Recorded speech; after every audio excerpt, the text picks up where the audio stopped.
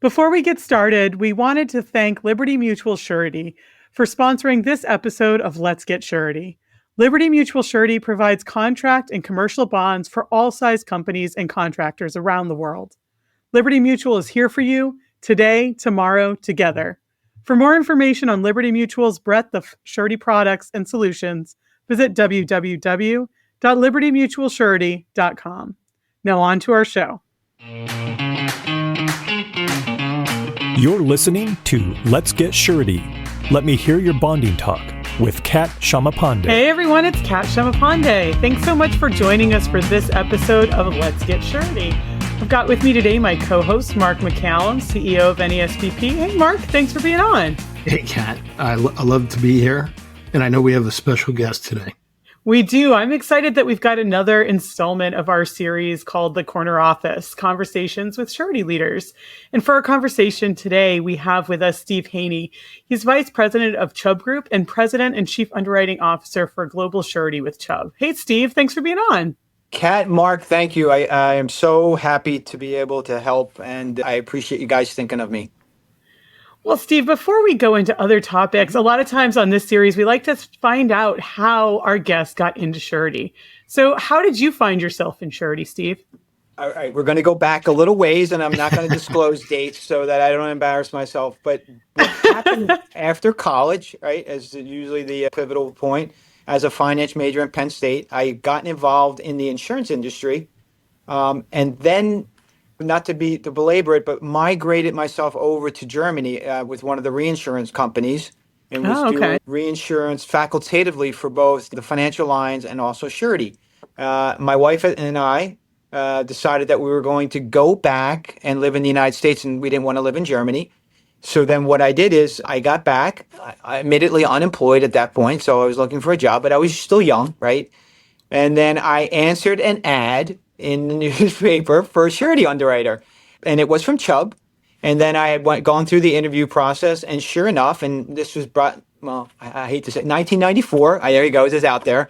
I had gotten a job to work with Chubb as an underwriter.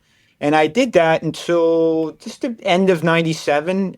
And then I ended up going to Cigna, because at the time, Cigna, which had just sold its construction book to Liberty, had international and commercial surety. So we started to do that, which I found very interesting. It was international business was a hobby, or not a hobby, but just an interest. Let's put it that way. Sure. Mm-hmm. And then ACE made the acquisition of Cigna in 1999.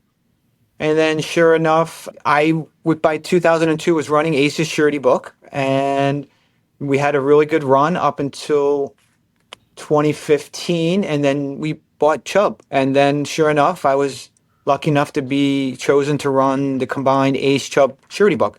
So that's how I kind of got here. And it's been a really good journey. Honestly, I think the surety industry, for people who get into it, I think realize how special it is and how different it is, that the relationship aspect of the business is very important, not just, unfortunately, just a hard numbers game, right? Because a lot of our contractors rely on us to make their money. So that was kind of the story about the journey that got me to where we are today. I mean, it sounds like it was a career that offered a lot of opportunities for you along the way.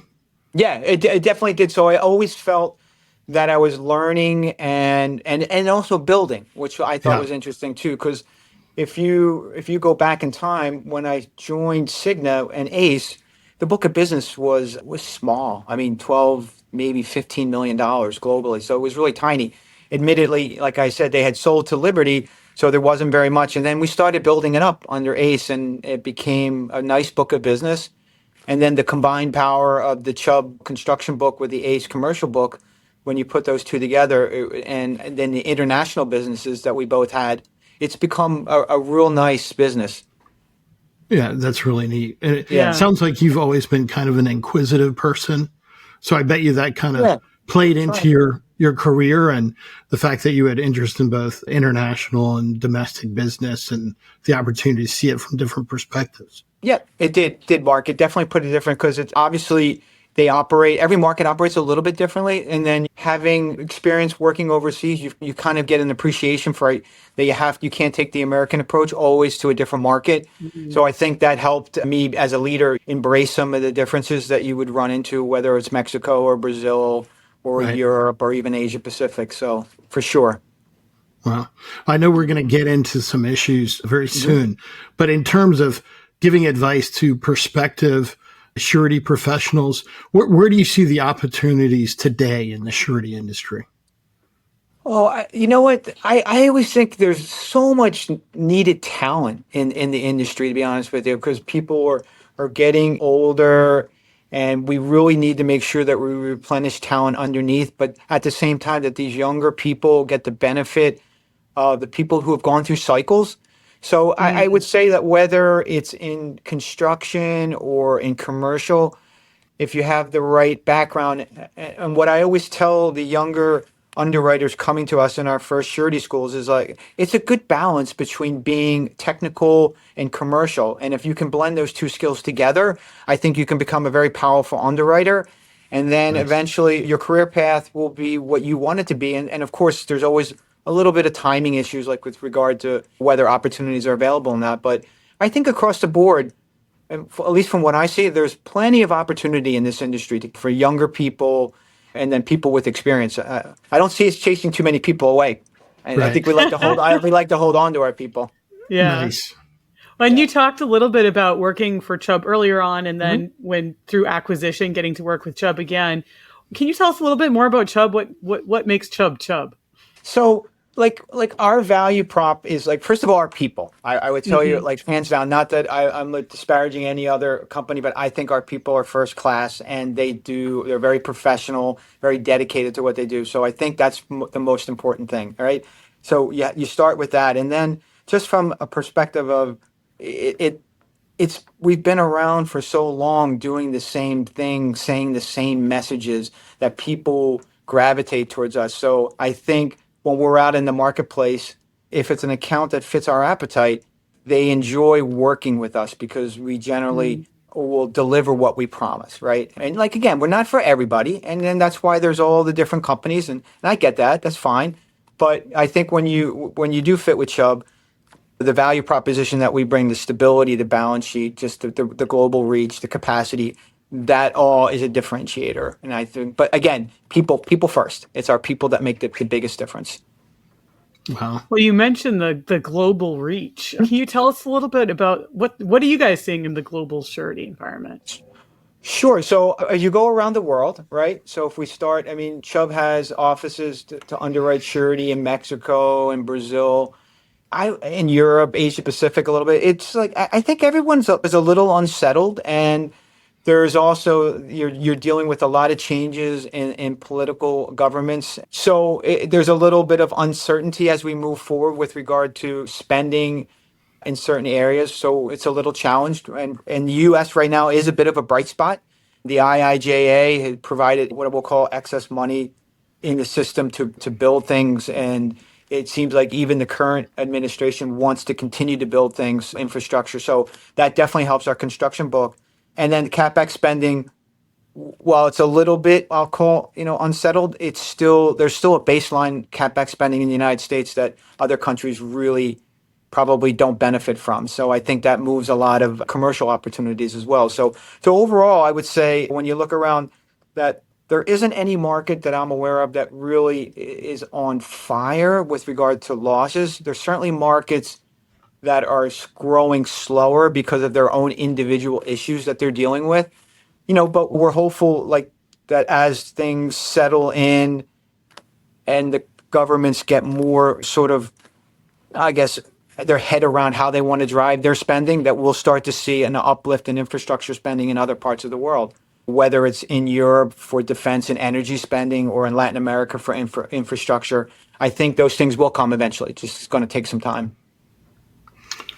You had mentioned kind of infrastructure spending. You also hear a lot about AI adoption, and then the infrastructure that's needed to support the investments in AI. Yeah. So is that a hot area domestically, maybe even globally, for for example, data centers and things like that? For sure. I think I alluded to that there was a stat that I read, and that was 1 out of 8 contractors touches data centers, which is That's incredible. crazy. But yeah, the amount of money being spent in that space, it's incredible, right? And then, of course, that's just the storage, and then you have battery storage, and then Right. there are other areas. But yes, that's a big driver of growth. It's not, unfortunately, not all of it's always bonded because a lot of the owners are private. And I Right. know we're obviously all the surety companies try hard to show the value of why bonding would make sense, right? And nobody wants to show the value by having a failure. We're not, that would be not in our best interest. But but for sure, I think that's a big driver. And then, as I alluded to, the IIJA money that was under the Biden administration put money out there that was lifting up infrastructure spend, right? And I think that was really the bright spot was the public sector, and specifically this year, because residential is suffering for its own reasons and some of the non-building for its own reasons. But public spending on infrastructure has been a little bright spot, and we hope it continues, right? Because it definitely benefits the surety industry when that happens. Right. So do you have any perspective on if that will continue moving into next year, into 2026? Or so, I mean, they say that there's only been 40% of that IIJA money actually deployed. So that means there's still a lot of money on the sideline. So I would say, Kat, yeah, you would think it would continue to go, right? Sounds like it, yeah. For sure. And then the areas of concern are like labor availability, right? And we hear a lot of our contractors talk about that. And permitting has always been something that slows things down. Right. So, but I would say yes. I think you'll still continue. I think it sunsets, the IIJA sunsets next year, but the money, should still be there for projects. It's just got to find its way to projects. And I think it eventually will do that. So we should still see benefit. At least the contractors, they ebb and flow on optimism. But, from what we see as backlogs are still rising. So that means the book to burn is still above 1. So, yeah, I think you will continue. I think we definitely will. Yeah. And as you said, with infrastructure, it seems now in recent years, the scale of projects continues to increase. So for sure. Yeah. What do you see as the import for surety and maybe even for reinsurance relationships with surety now that projects are getting larger? So a lot of the markets had got ahead of that mark in the last few years with their reinsurance, buying more.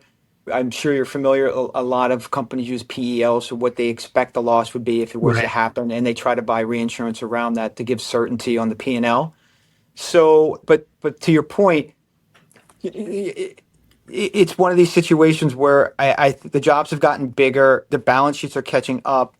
But the reason why they've gotten bigger is just the input costs are so much higher, right? I don't think the actual work itself has gotten that much more difficult. But again, this goes back to each individual company's appetite and willingness if something were to happen, how much they're willing to bear if there was a loss. And then from a company perspective, companies they're thinking about whether or not and another surety needs to be added to the panel in order to make sure they have certainty, right? Because they have their corporate due diligence that they have to perform, which is fine.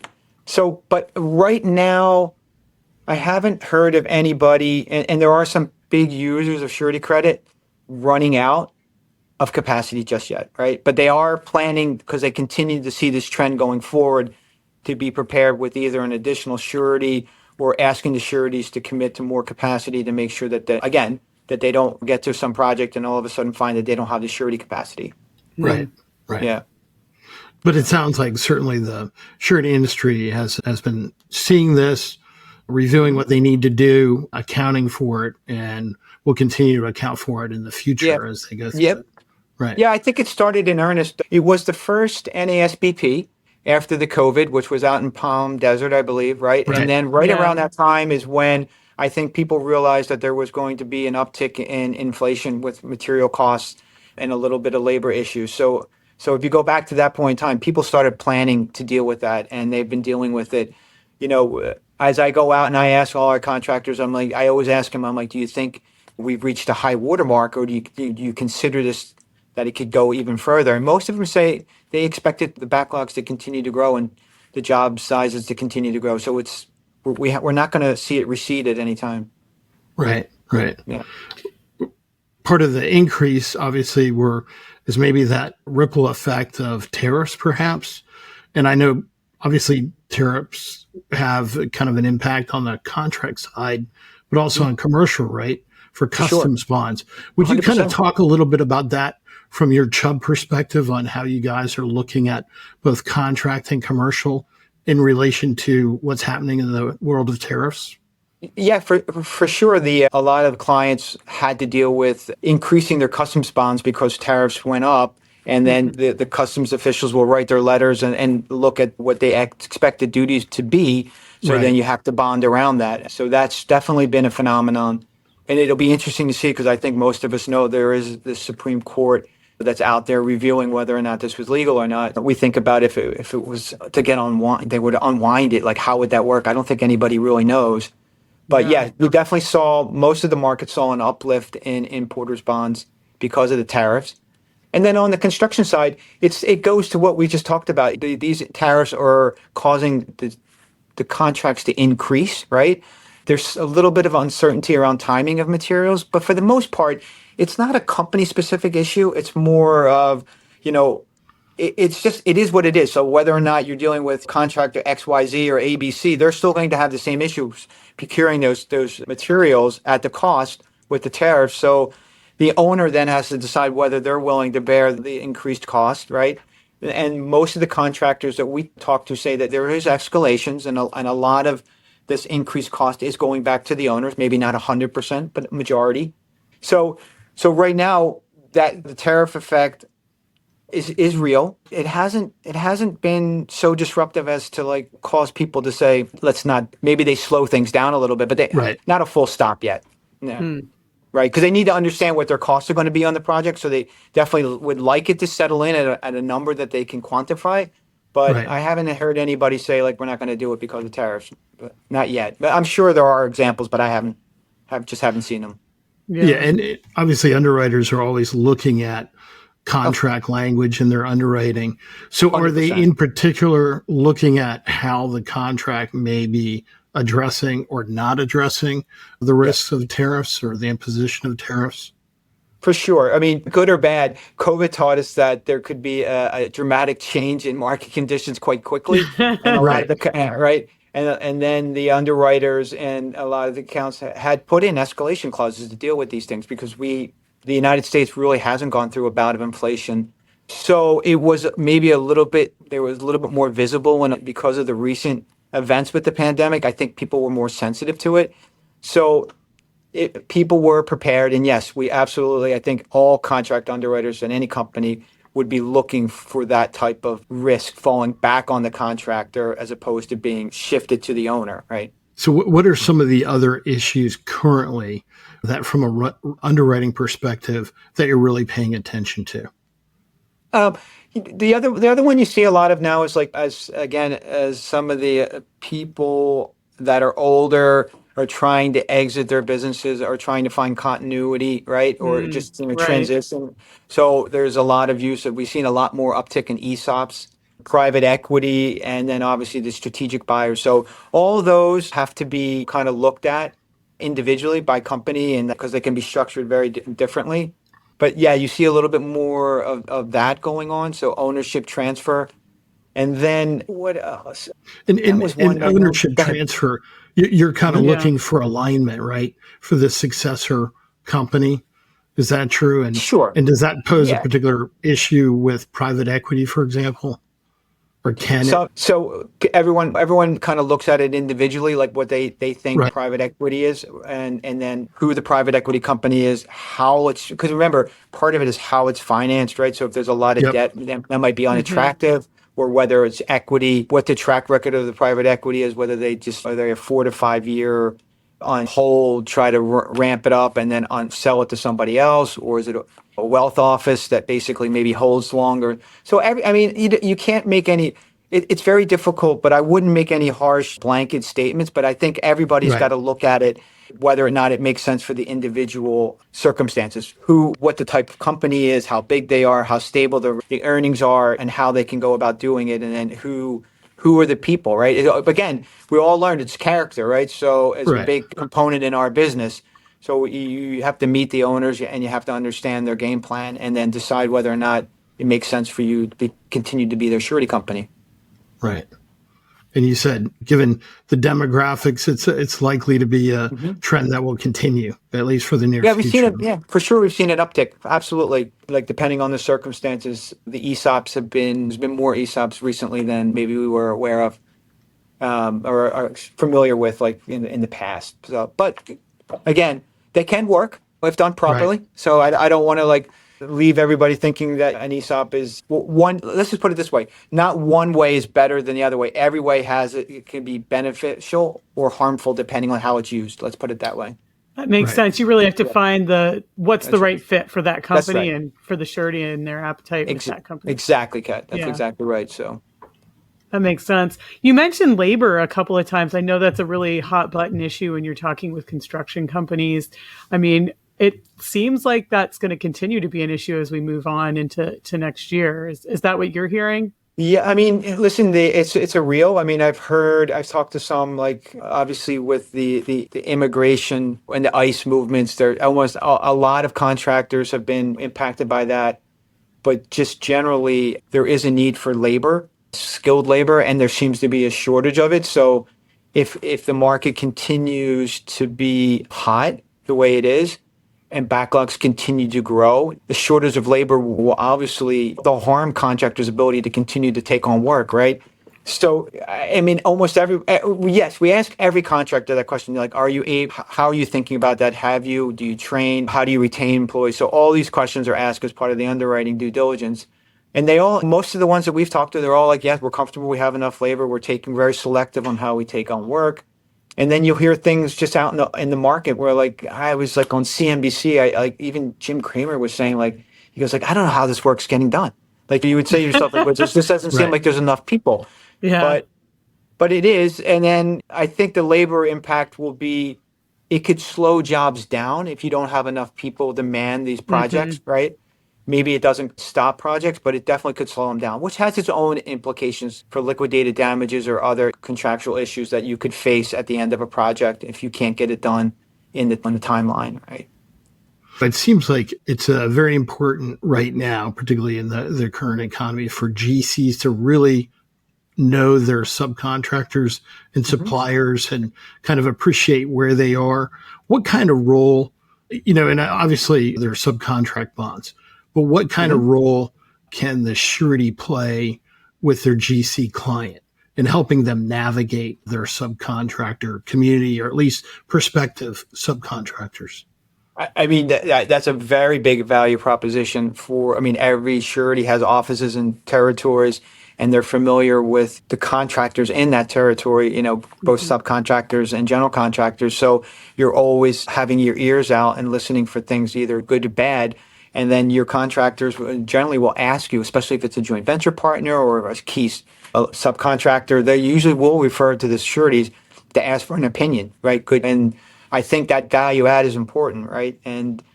But that's the power of having your network in certain areas, because unlike other areas where maybe in commercial where a lot of the information is publicly available, in construction, you really need to be in your community and understanding who these contractors are. Maybe you've met with them, maybe you're in backup, who knows? But that's a very big value that you can add to your general contractors, for sure, knowing your marketplace and your subcontractors. Because you're right, Mark, you're at a time where everybody gets stretched, and if you have one subcontractor's in critical path on multiple contracts, and that contract, and they were to fail, that could be, it could make a job become unprofitable, or it could actually maybe disrupt the job so much that you can't finish it. So you don't want to see that, right? You certainly don't want to see that. So you definitely want to add value where you can.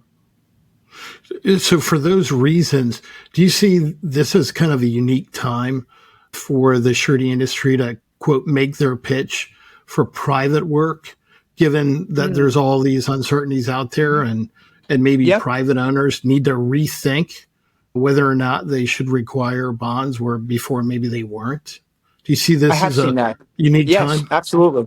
I think you're absolutely right that the value of bonding should be definitely highlighted, and I would say disseminated as much as possible to people. But we have seen, I wish we've seen more, but we have seen where especially around data centers where, the lenders and the general contractors are like, wait a minute, I've got one or two electrical or mechanical contractors doing all this work.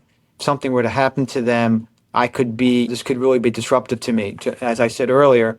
So they're starting to think about the use of bonding on some of the private work, right? So, which is a good thing. Yeah. Yeah. Or I hope we see more of it, to be honest with you, for the industry. Obviously absolutely. we will always want to expand the pie to make sure that we can continue to grow, right? Well, and just show more people the value of the surety That's product and what it has to offer, not only on public, but on private. That's right. That's exactly right. I hope we do see more of that. Time will tell. But as people get concentrated around certain individual names and certain types of projects, then they might get nervous enough to start considering that. Yeah. I mean, there's those same value propositions in public work carry over in private. And and now they need to see it not just a dollar and cents issue, but ultimately what they're trying to deliver and make sure that they get that data center or whatever structure up and running, because their investors want that to happen, right? That's exactly right. Right. Yeah. No, you're absolutely right. It's a lot of money's being spent, and there's a lot of money to potentially to be gotten by these things. So they're very anxious to get these things online as quickly as possible. Well, Steve, looking into the future, are there any other areas you think we should have our eyes on as surety professionals? Let's see. We've done the renewables, right? We've seen that. I always tell people, follow the money. Like, what's the next thing where money is going to flow to? Yeah. And generally, construction is always needed, right? That's the beautiful thing. That's a good point. Yeah. Yeah. So I wish, Kat, I had like an answer for you. I don't know. I mean, obviously, we're still running pretty hard with the AI, data center, battery storage, energy. I mean, certainly the energy infrastructure of the United States will continue to need to be built out in order to support all this usage. Yeah. So you'll see that, right? But once you get past that, my crystal ball gets a little foggy, to be honest with you. I don't know. I mean, I don't know whether or not there's something else out there that would be the next big driver, right? I mean, you look I don't know how you guys feel, but I thought like we paid attention to AI, but it felt like it ramped up pretty quickly, all of a sudden, right? So I'm sure whatever else is out there that's in the wings, maybe incubating right now, will do the same. It'll be like, oh, I heard of that. And next thing you know, it'll be mainstream, and hopefully it'll provide opportunities for the surety industry. It's the speed of change we're all living in, yes, dealing with right now. Well said, Pat. That's well said. Yeah, for 100%. Sure. It still seems all the infrastructure, water systems, dams, ports, all that is not going to abate. There's dire need. Every time you read a ASCE report about infrastructure, I think we finally got to like a C- or in the C range. But it seems like as a nation, we can do a lot better. And I mean, surety needs to I be would there. tell you, again, you know what it is like there. I think you made a perfect example of water now. So, I mean, there's money being spent by the government in order to improve that. So again, you follow the money, and it does create opportunities for you. So I guess there'll be pockets, but generally you said it very well, Mark. I mean, there's no investing in the United States infrastructure is a good thing, right? So we need to continue to do that, and the sureties play a big part in making sure that gets done in a very cost-effective way, right? The due diligence and the screening we do, I think, is important.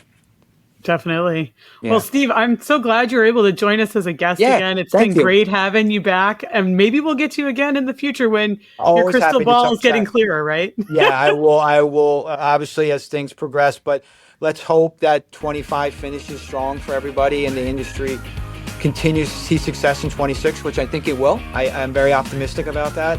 And then, we'll see you guys in the future. Always willing to help. That's great. Thanks so much, Steve. You're welcome. You've been listening to Let's Get Surety, brought to you by the National Association of Surety Bond Producers.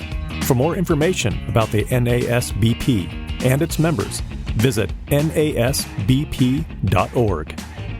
Before we go, we just wanted to thank Liberty Mutual Surety again for their generous support in supporting this episode of Let's Get Surety. Liberty Mutual Surety provides contract and commercial bonds for all size companies and contractors around the world. Liberty Mutual is here for you today, tomorrow, together.